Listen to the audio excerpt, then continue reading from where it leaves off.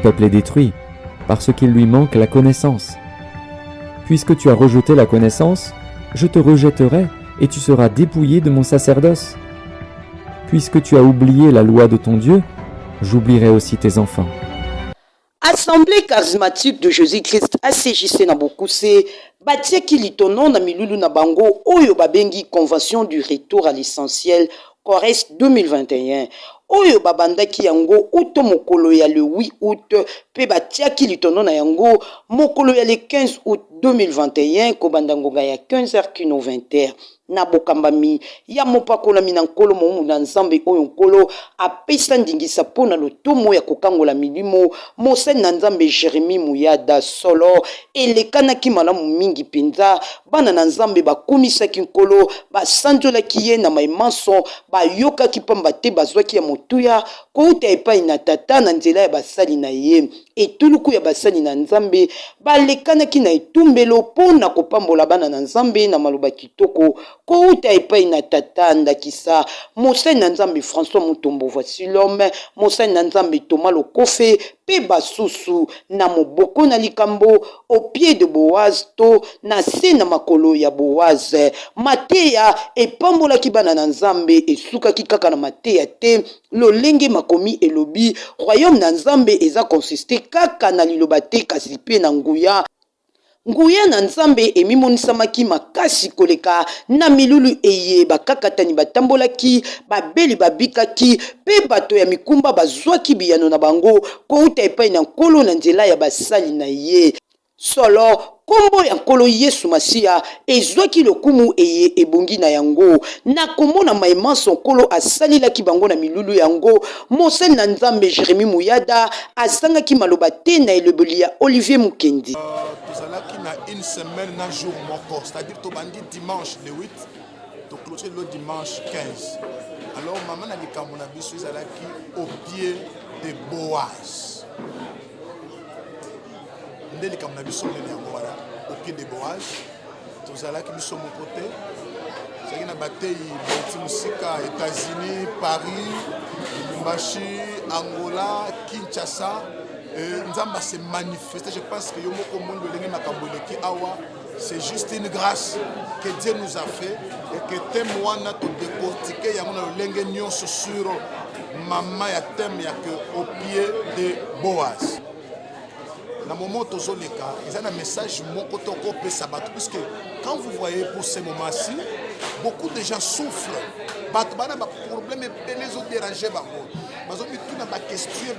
Comment on s'en sort? Toujours on a Covid des gens qui ont bloqué ma frontière, ma visée, zaté. Alors, tu as juste rappeler que si la solution est qu'on juste dans ma tambe, il y a Boaz. C'est-à-dire au pied de Boaz, il y a la solution. Au pied de Boaz, nous devons se retrouver par rapport à ya makambo de fois ils ont bloqué. Parce que tu peux me dire que maman a été Kangouba, Nicolas surtout qui a confirmé Zali, a été Kangouba te maïle souki, même pas la biscuit bazali na poto bazala ko kangamoy ba sunga ezate.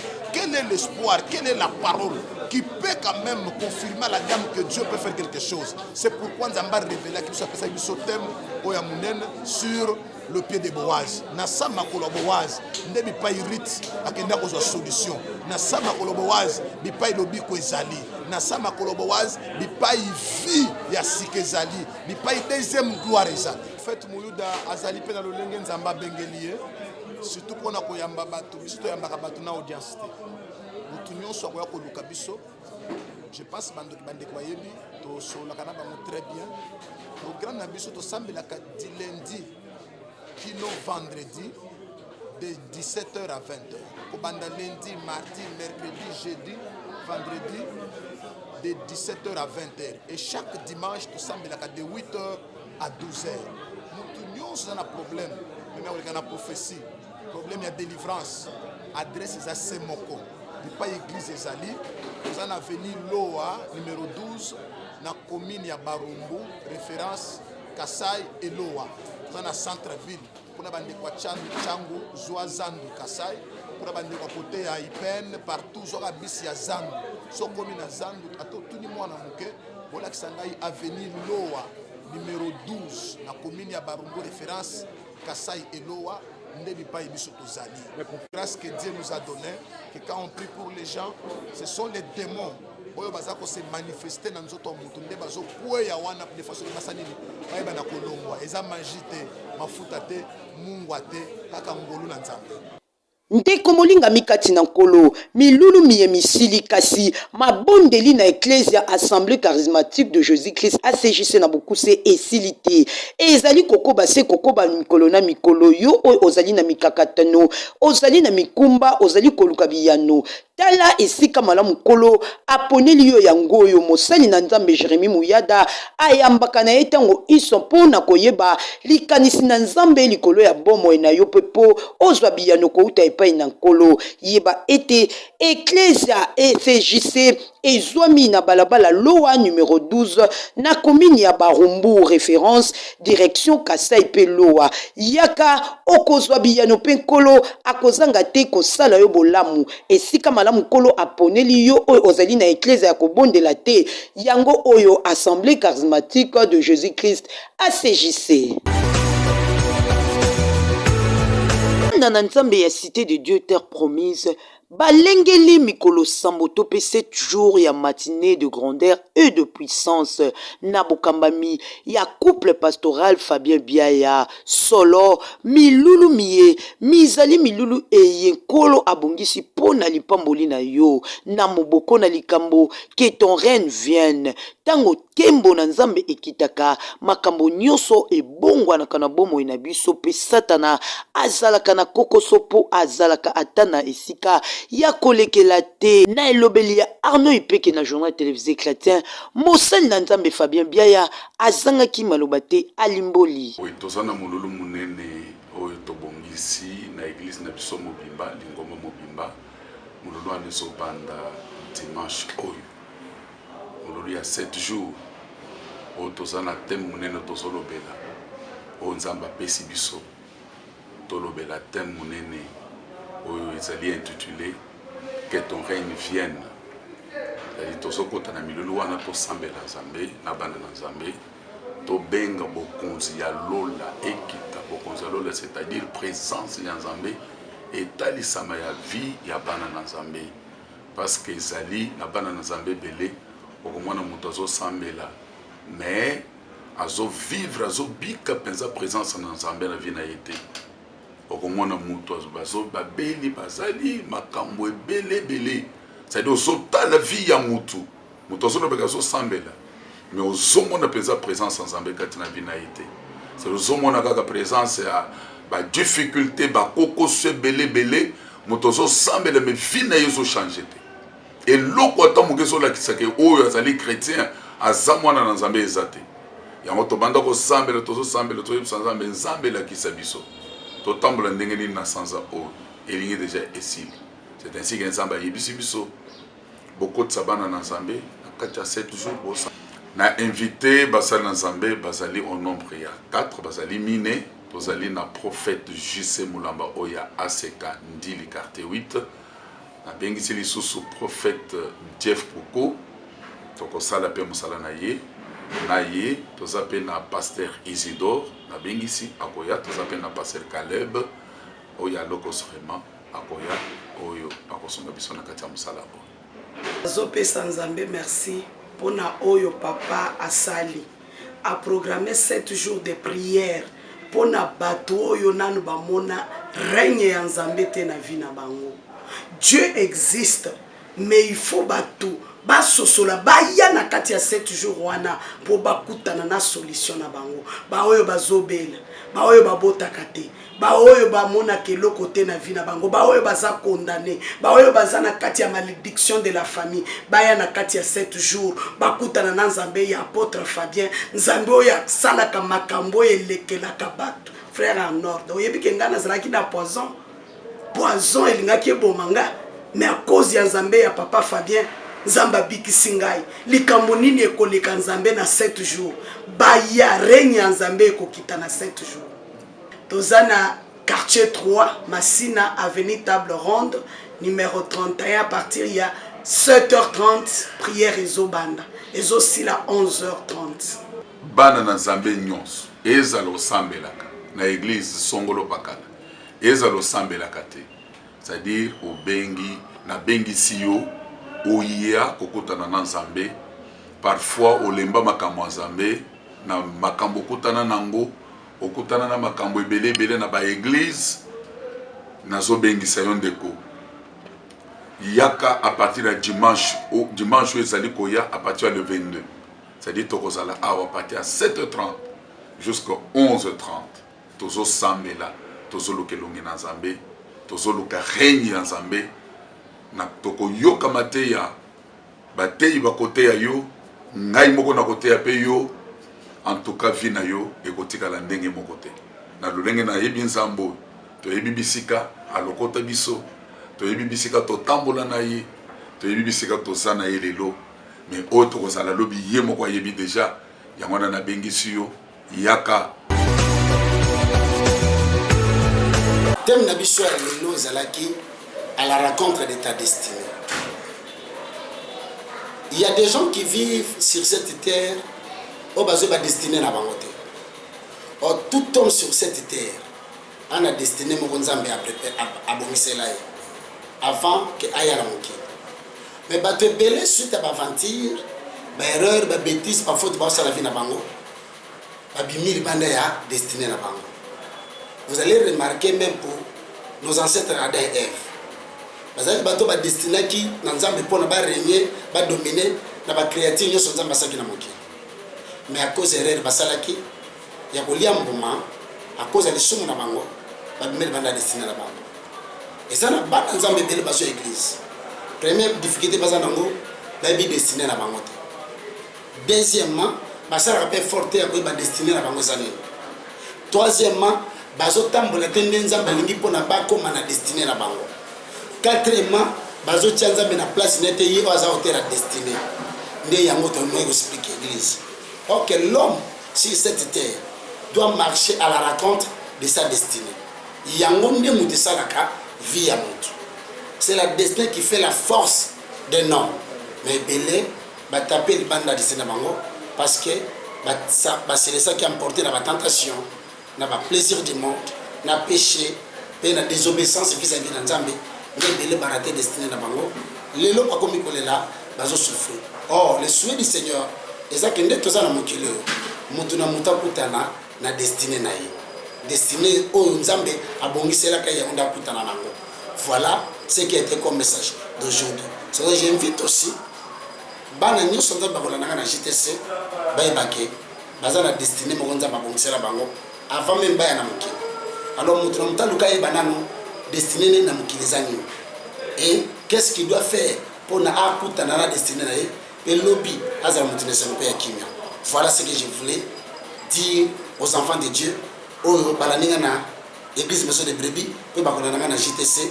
Que mon Dieu vous bénisse dans le nom de Jésus. Le programme maison de brebis, biso maison de brebis, nous allons se préparer pour 40 jours. Et j'ai une prière au banda du 20 août jusqu'au du 22 août, pardon, du 22 août jusqu'au 30 septembre. Donc c'est préparé pendant 40 jours. Et j'ai une prière comme le 22 août le 30 septembre. Et quand on a période d'année, j'ai une prière, nous allons 3 jours dans la montagne. Il y a Mangengenge, Koulande Tokolo. Non, église ezali malamu. Pour église ya solo ezali corps du Christ. Eza na kati ya maboko na Kristo Masia. Évidemment, église en tant que lisanga ya batu, imperfection ekoki kozanga te. Mais na miso na Nzambe eza malamu. Omoni na kati ya Apocalypse chapitre 2 na chapitre 3, Jésus ye moko azali kolobela ba église oya kala na Proche-Orient. Mais nyonso ezalaka parfaite te. Mais aza koloba makambo malamu. Po esika église ezali makambo malamu pe ezali po te molimo na Nzambe aza na kati. Mais makambo mabe ekoki kozanga te po tozali bato. Voilà un peu ce que je peux dire en gros. Mosali ya Nzambe ya solo ako mipesa te na kolobaka kaka bosoto ya baninga to bosoto ya mokili. azali porteur de bonnes nouvelles. Tant mosali ya nzambe amonani na YouTube, amonani na radio, amonani na télévision, amonani na Facebook, bisika nyonso, il faut azala source ya maloba oyo ezali kopesa bato espoir. Il faut azala source ya maloba oyo ezali kopesa bato esengo. Il faut azala source ya maloba oyo ezali kotindika bato na kolingana, na kolimbisama, et non pas koloba masolo ezanga tina ezali kolonda na mitema ya bato bapasi to bamawa makasi. Mosali ya nzambe azali par définition source ya makambo ya kitoko, ya malamu, ya kotonga. Voilà ce qui est très important.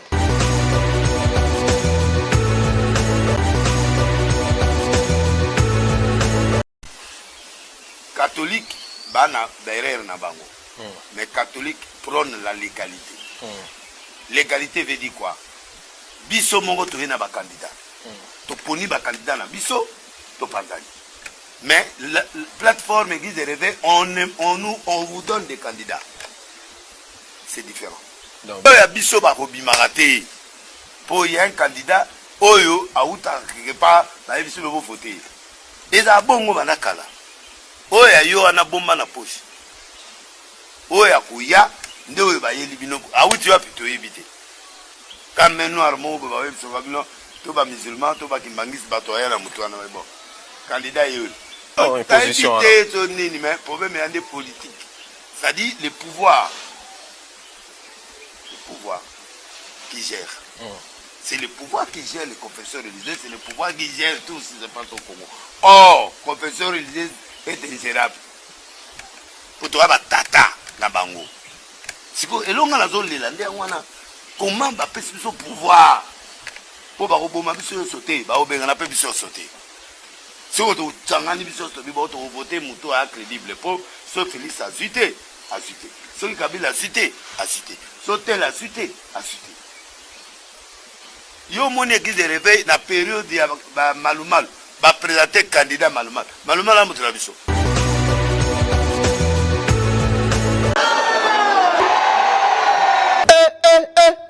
Mukolo makambu azongeli makambu na ye. Soirée de double portion avec le pasteur responsable Mardoché Kachala. Le pasteur Mardoché Kachala, le fils de l'évêque Mukuna. Nazo bengi sebino na concert munene dénommé soirée de double portion. L'homme de Bilaka, le fils de l'évêque Pascal Mukuna, l'homme du retour à la parole.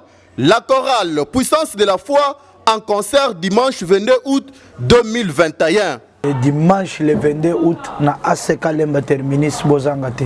Toujours na même date oyo il y a le 22 août 2021 et kozala une année pastorale, il y a le pasteur responsable Mardoché Kachala, l'homme de Bilaka. Cadeau na yo ezangate.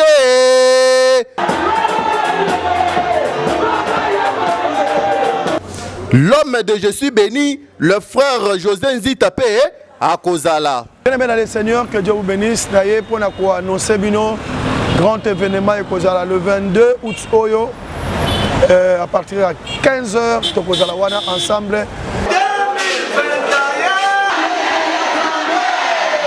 Le révérend Kachala. Donc oyo lobaki ponangai.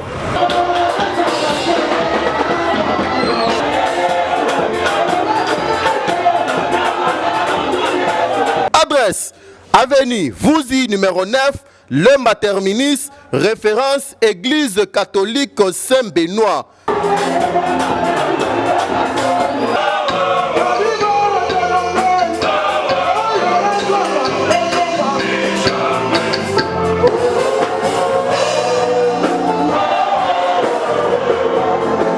José Nzita na Kozalawana, bino nyonso na lingi bozalawana ensemble to ye baka irigeant eringelo banini. Abimi na silence na ye, honorable révérend évangéliste Kiziamina Kibila Jean Oscar. Mokolo lelo nde azalaki en face ya batata, ba mama, ba jeune, pe bayaya ebele o bayaki pona kosadere na parti politique na ye na kombo ya ACRP. ACRP o ezali Alliance des chrétiens pour le renouveau et le progrès et pas wapi full obo moni nyonso awa na kati ya église ministère de la puissance na yolo na kapela basangaki pe bandimaki appel oyo révérend Izamina Kibila akordaki epai na bango.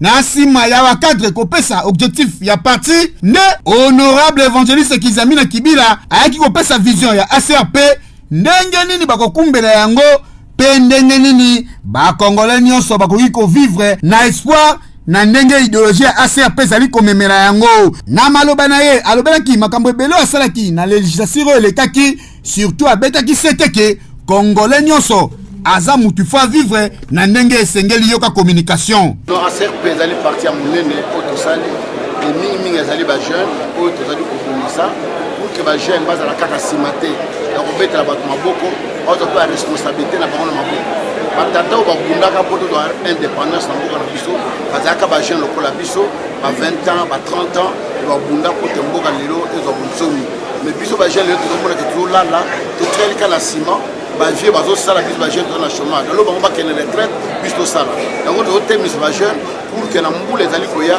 tozala bajeune ebele baza baresponsable bacandidat na députation na provinciaux na députation provinciale na députation nationale à tous les niveaux tolingi vraiment topréparer bajeune na baresponsabilité. Honorable évangéliste Kizamina Kibila Jean Oscar alobi baporte ezali deja ya kofungwama na mutu nyonso onga étudiant, onga cadre songolo pakala, onga homme politique, onga mama bipupula, yaka kosadere na ACRP avant toutefois sortie officielle salema pour kalate porte ya masuwa noa eko kangama na yango. Bonde ezalaka eza normal surtout ACRP oyo bazali vraiment ba allié.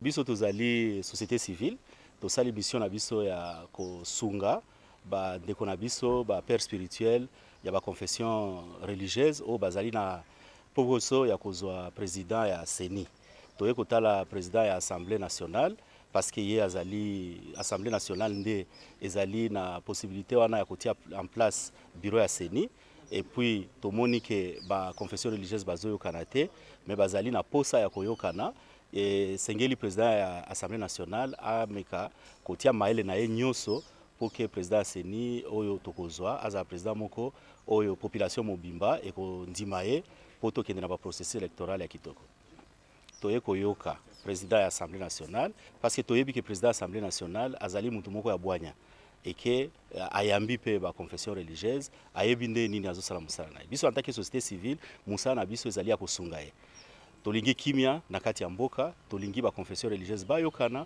population pe andima processus électoral ndenge koleka parce que toyebi ke ndenge apesi bango mwa tango mususu ya koluka solution na kati ya groupe na bango bakozwa solution ana et puis tokoza na président ya CENI o biso nyonso tolingi. C'est la deuxième rencontre depuis que nous avons commencé avec la série d'auditions de membres du gouvernement pour que nous puissions ensemble procéder à l'évaluation mi-parcours de l'état des sièges. Et aujourd'hui, nous avons été avec Madame le ministre de la Justice et tout s'est bien passé. Les députés nationaux ont posé toutes les questions. Maintenant, on attend qu'elles reviennent le mercredi pour répondre aux différentes préoccupations des députés. Mais sinon, nous retenons que c'est une démarche qui nous permet de comprendre, de voir clair, mais aussi de soulever pour certains députés des questions assez pertinentes qui pourront certainement servir les membres du gouvernement pour essayer de recadrer les choses et améliorer pour que l'état de siège puisse produire les effets que nous attendons et que le chef de l'État attend la paix mais aussi la sécurité à l'est de la République. Je n'ai jamais tiré à bout portant sur l'élève policier Nzimouni Kunzi Alain au cours d'un exercice de tir organisé à Kassangoulou, dans le Congo central, en date du 16 décembre 2019. Déclaration faite par le commissaire divisionnaire adjoint Elvis Palanganawej le jeudi 12 août 2021 devant la haute cour militaire lors de son audition. Selon lui, cette affaire est le fruit d'un montage fait par un officier général de la police nationale congolaise dans le but de nuire à sa personne. J'étais un peu, mon général, frustré. Je suis rentré chez moi au bureau, j'ai trouvé mon adjoint. Lorsque je suis rentré, mon adjoint est venu. Mais il disait ça, je vais même déclarer ça. Je crois que ça se trouve dans les documents. Mais mon général, je dis, mais dis, comment toi tu es fâché, tu es furieux comme ça? Ah, mais ma kamouna, ok, c'est pas bon. Ni. Bon général, je n'ai pas de auto ben ici. A lobby ke akolakisa yo. Yo kanisaka ke yo yebi musala koleka bato nyonso akolakisa yo. Obeti mutu masasi à bout portant. Mutu wana akufi. Déjà asa fundi yo na Monesco, afundi yo na auditorat, afundi yo pa ministre intérieur, afundi yo na présidence. Mais je n'ai pas voulu réagir. J'ai dit, mais Kassongo, et c'est comme ça que nous allons travailler. Parce que moi j'ai des problèmes avec le général Kani. Dans l'entretemps, dans mon bureau, son téléphone, le téléphone du colonel Kassongo va sonner. Il prend le téléphone. Chef na yo wana nazo benga ye azo yamba ngai te. Na ko sukisa ye. Nazo benga azo yamba ngai te. J'étais là dans mon bureau. Mon adjoint était là. Mon téléphone était là. Il va lui répondre. Non? Tozalina général avant dit téléphone na ye ils a ko sonné te. Tozana ye ndeko zolo bawana azo yokayo pan. Il a coupé. Toutefois, les prévenus Palanga Elvis, narrant le fait tel qu'ils se sont passés, a reconnu avoir tiré à l'air une seule fois, comme à l'accoutumée, les premiers jours du dit exercice, pour donner le go à la première vague des apprenants.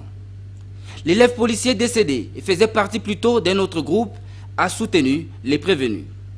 La prochaine audience est fixée à la 8e pour la poursuite de l'instruction quant au fond.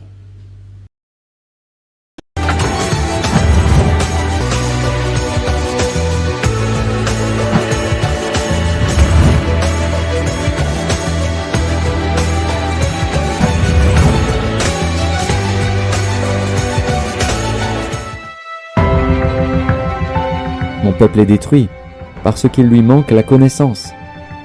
Puisque tu as rejeté la connaissance, je te rejetterai et tu seras dépouillé de mon sacerdoce. Puisque tu as oublié la loi de ton Dieu, j'oublierai aussi tes enfants.